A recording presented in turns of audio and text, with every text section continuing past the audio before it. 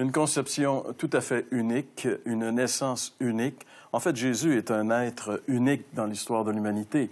Il était 100% homme, mais aussi en même temps 100% Dieu.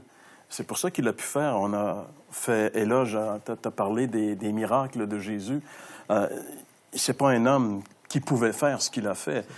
Par exemple, quand il y a la tempête sur le lac et qui fait juste parler au vent et à la mer et tout devient calme, et même les apôtres se sont demandé qui est-il, cet homme-là. Tu sais. Les gens se posaient cette question face à Jésus. Quand ils sont allés pour l'arrêter, ils sont revenus bredouilles et les pharisiens ont dit « Pourquoi vous ne l'avez pas emmené? Jamais homme n'a parlé comme cet homme. » Tout ce qu'il a fait, ce qu'il a dit, a vraiment épaté les gens parce qu'il était unique. Il y a une chose importante, tu sais, dans le fait que Jésus est Dieu fait homme, c'est que s'il avait été un homme, mettons un homme parfait simplement, bien, il aurait pu mourir peut-être pour toi, ou peut-être pour Jeff, ou peut-être pour vous qui nous écoutez, ou que pour moi, parce qu'un homme pouvait donner sa vie, aurait pu donner sa vie à un homme parfait en échange d'un autre.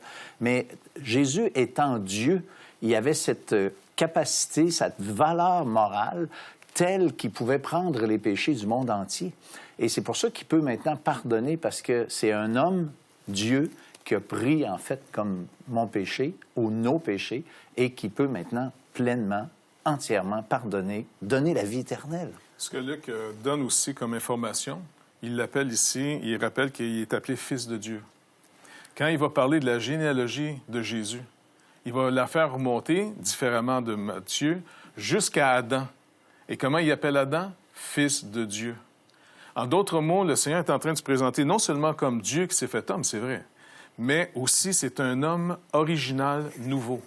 Ce que Paul va appeler dans sa lettre aux Corinthiens, au chapitre 15, quand il parle de la résurrection, le dernier Adam. C'est celui qui ferme tout le bal, il paye pour tous les Adams. Tu vas voir, c'est le dernier, le Fils de Dieu ici. C'est pas juste dans le sens qu'on parle de Dieu en Fils, mais c'est l'être humain comme il avait été créé au point de départ. Et il doit reprendre ce qu'on a échoué et vivre une vie parfaite pour devenir la rançon de tous ceux qui vont mettre leur confiance en lui. Et en ressuscitant, il n'est pas appelé le nouvel Adam, il est appelé l'homme nouveau. C'est la nouvelle création qui commence avec sa résurrection. Donc, tout le monde est invité. Quiconque veut, vienne, de mettre notre confiance en Jésus-Christ. Son œuvre peut nous sauver, pas notre œuvre, la sienne. Oui, mais merci Jeff, merci François. Je pense qu'on a encore une fois aujourd'hui découvert une autre facette de cette personne merveilleuse qui est le Seigneur Jésus-Christ. Et on poursuit. La semaine prochaine, on sera de retour avec une autre émission de l'heure de la bonne nouvelle.